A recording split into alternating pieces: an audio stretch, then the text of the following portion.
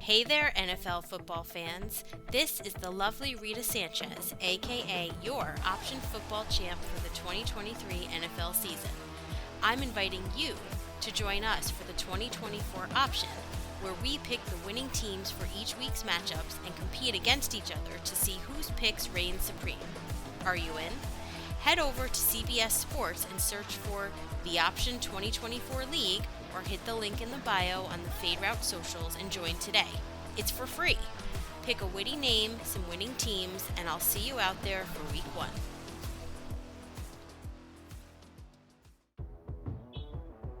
It's Red Light, Green Light 1, 2, 3 with D and Z.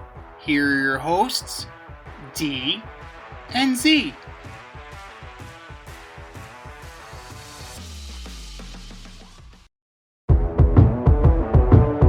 Welcome everybody to Red Light, Green Light 1, 2, 3 with D and Z. I am Z, and here's how it goes. D and I give you our top 1, 2, 3 fantasy starts or green lights, and top 1, 2, 3 fantasy sits or red lights. We're going to start with our green lights first. Who are your green lights for NFL Week 10, D? All right, first up, I've got quarterback of the Cincinnati Bengals, Joe Burrow. 5 passing touchdowns last week. He's done that 2 times this year. The rest of the league, he's only done that once. I think a big game for Burrow and the Bengals because Joe needs it. Ravens have a good defense, but their secondary is suspect. Their pass defense is one of the worst in the league. Give me Joe Burrow. Number 2, I'm going Devin Singletary. This is his kind of game against the Carolina Panthers. He'll get some yards. He'll get some touchdowns. Go Motor. At number 3, I'm going with DJ Moore. He's getting the targets. He is the wide receiver on the Chicago Bears. And I think this weekend those targets will result in touchdowns. What do you got? Solid. I'm going to roll again with Chuba Hubbard against the Giants. The Giants' run defense is not good. Especially if you get to the outside. Forget it. Now, yes, Saquon Barkley is better than Chuba Hubbard, but there is no reason why Chuba Hubbard can't chew up and spit out the front 7 of the Giants if he runs outside. If he runs in between the tackles, he's dead. Dexter Lawrence ain't fucking around. But that's the beauty of running outside. You get to everybody else. And everybody else isn't that great.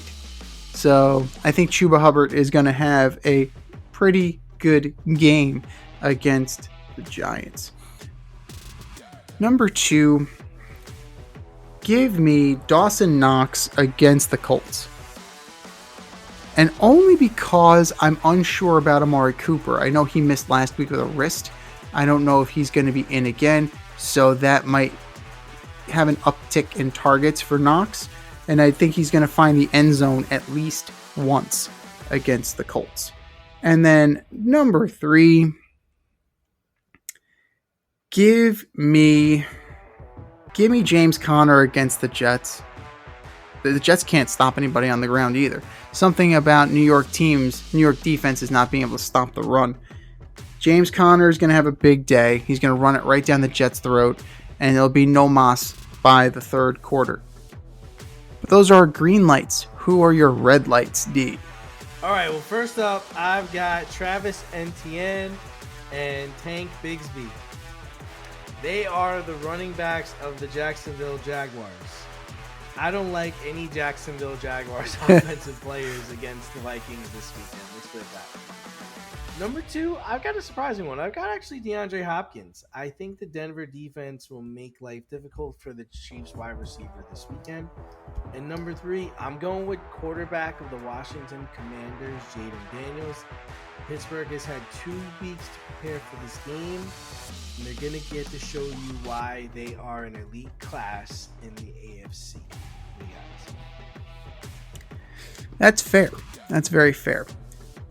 I am going to start with Bo Nix against the Chiefs. I don't like the matchup.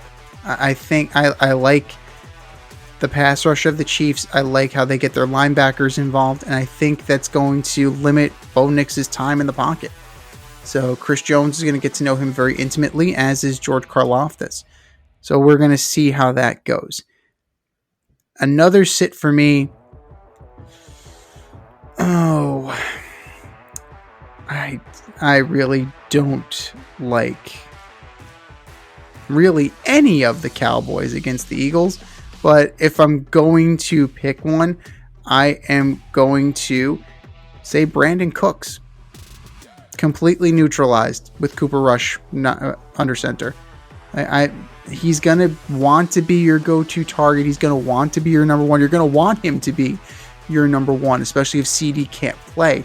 But with the Eagles secondary, it's a bad matchup. It was a bad matchup when you had healthy players. Now, no.